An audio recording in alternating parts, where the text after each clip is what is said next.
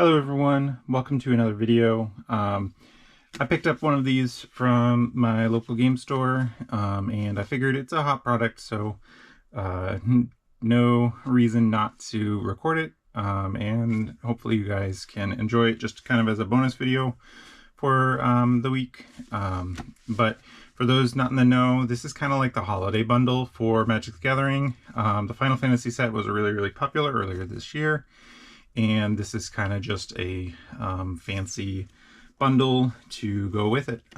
So let's go and hop in.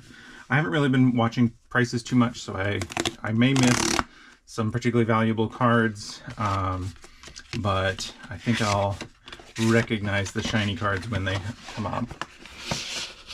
So you get this cute little kind of chibi looking box that goes with it. Neat little chocobo here, same on the side here, and some, that's just theft protection. Cloud here on a thing, or a chocobo, a thing. But yeah, let's hop into the packs. So it looks like you get a clicker spin down. These things are quite nice. Let's see how this one compares. I've had better ones, and you can see the gap here.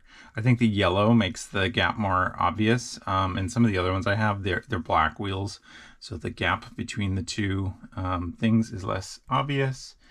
But this seems like it's got a reasonable click to it.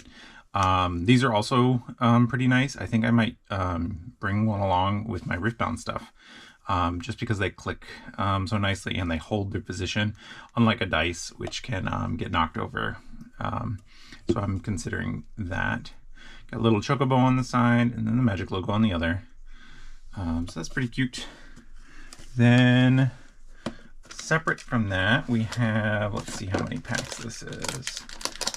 We have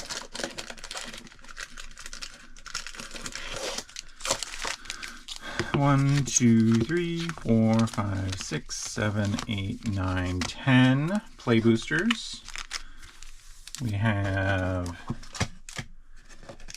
2 other things here. We have a chocobo booster. We have, and then 2 other ones. I presume that these are just a couple of promos and then lands behind them. That's what's usually in these bundles. So we'll go ahead and save the chocobo booster and these things for last. Let's just get into the regular packs. One thing I have started to see on magic packs is the little pull tabby there for cracking the pack. That's really nice to see. Let's see. All right, so we have this art card. I believe that's Kimari. Land. Search for Nature's Claim is a pretty solid card. It looks like these are ordered the other way. I haven't opened packs recently, so you guys can probably tell that. Summoner's Grimoire. These are rare. Let's see if there's anything else I recognize. I've only actually played one. What's it called? One Final Fantasy game. I've played Final Fantasy X. Enjoyed it quite a bit. I only played it recently though, and because modern game sensibilities have changed, I actually didn't finish it myself. I got to Lady Unalesca and then just kind of bounced off of it. I think I got to the point where I would need to do some grinding to get further. Oh, Dove and Vito, that's a nice card. So far we're off to a good start with 2 strong utility cards here in the special guest slot. No, maybe not special guest. I don't remember what the name of the slot is. And then a pretty solid commander. This guy, I've seen a lot of people kind of highlight as a pretty budget-friendly spellslinger deck. But like I was saying with Final Fantasy X, I got to Lady Unalesca, and I could kind of tell that where I had gotten to, I kind of needed to do some grinding because of my ability to keep up with the bosses through through mechanics alone was starting to get away from me, and I just wasn't vibing with the game quite enough to get the rest of the way there. Here we have a smuggler's copter. This is a really solid thing, even though it's a lot less powerful than it once was. This is still just a super solid card. Even in Commander, just as a colorless way to get card advantage. Sephiroth, I know this guy is worth at least a little bit. I'm not sure how much. He is just a solid card. I know he's playing standard from what I'm aware of. But yeah, so when I got to the spot where I was grinding, I was still invested in the story, so I went ahead and found somebody's playthrough where they had just essentially the cutscenes for the most part, and I watched the rest of the cutscenes. And the story held up through the end of the game. I was a little worried it would jump the shark at some point, but it managed to avoid doing that. So I was quite pleased with the story at the end of the day. We have Sephiroth, and now we have his sword. But I am thinking about trying to start another Final Fantasy one. So I guess if you are a Final Fantasy fan, go down into the comments and let me know which game you would recommend I do after FF10. I thought about doing 10-2, which would be a reasonable place to go next. But I kind of also want to get into another game, maybe. Get into another story. And so giving me suggestions would be awesome.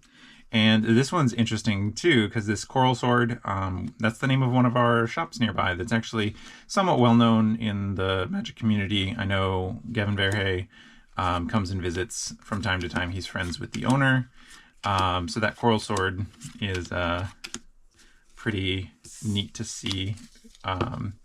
Not exactly, obviously it's not a reference to the store here, but I am not surprised that they would include it in the set, given the double meaning to it.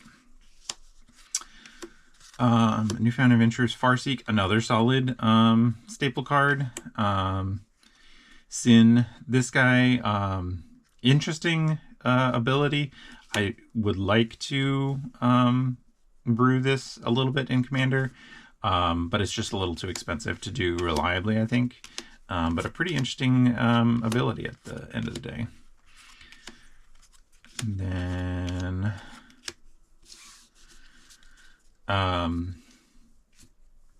but yeah, so far we've had some pretty good utility cards here. I don't think anything crazy expensive. Maybe the Sephiroth is worth a bit.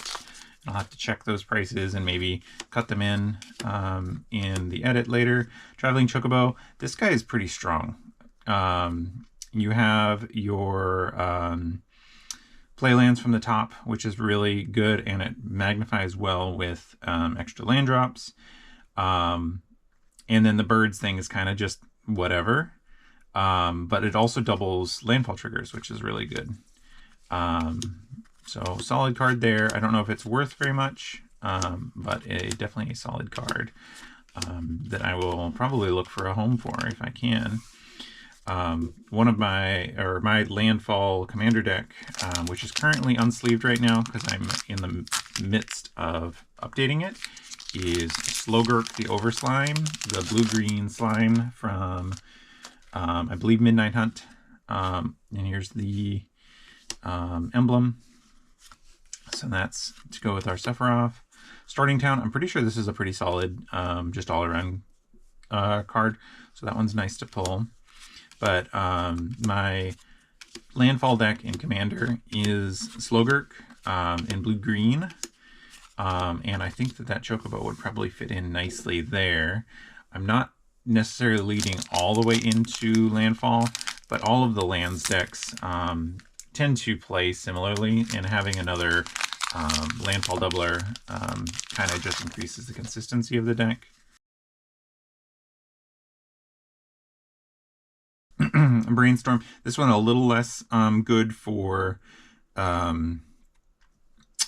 Commander, but still a solid utility card. Genji Glove. Nice extra combat. Particularly works well with Cloud, which if we can pull a Cloud as well, then that'd be a fun little Final Fantasy VII themed box that we got here. And final one of the play boosters here. And then we'll go into the ones that people are here for, probably these Chocobo boosters. Swamp, Poo Poo, UFO, Genova, Sid.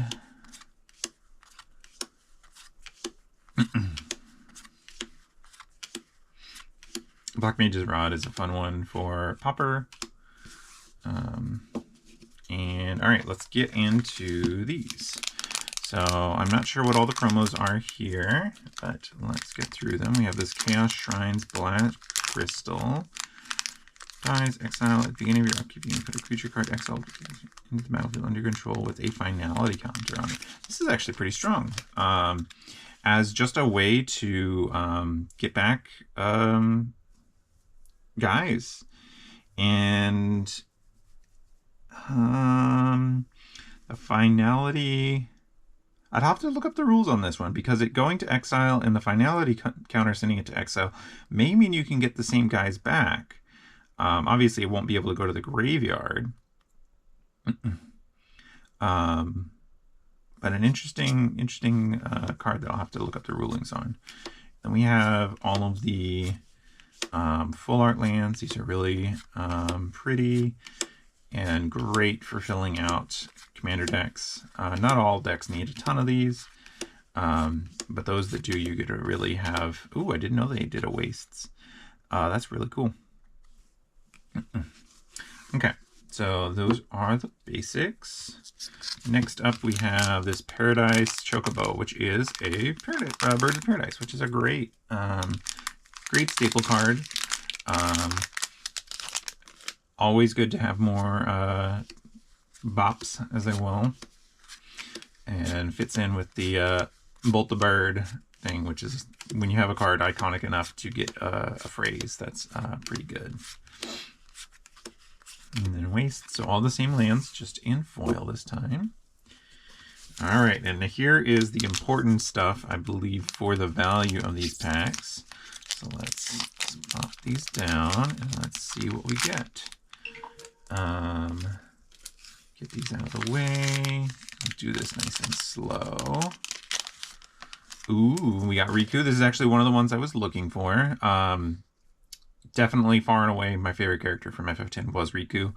I've been trying to cook up a list with her as the commander. I don't think she's quite strong enough to be the commander herself, but this is a really is a good start here. And I hadn't seen the texturing here. This is pretty fun. It's got a little chocobo footprints going along, and then you have a nice chocobo here. And then we have the Vivi or Intier. Used to be a menace in Standard, has been banned since, but a very strong card nonetheless. We have our lands with the chocobos on them. 2 plains, is it 2 of each? 2 islands, 2 swamps, 2 mountains. I really do like this foiling effect. It is enough to get your attention, but not so much to overwhelm the art. But yeah, so here are the potential hits. I'll probably go online and look up pricing on these and see if these are worth anything, and probably edit it on screen so that you guys can see. But I hope you guys enjoyed hanging out with me as we indulged in a little bit of FOMO. And I will see you guys in the next video. Bye.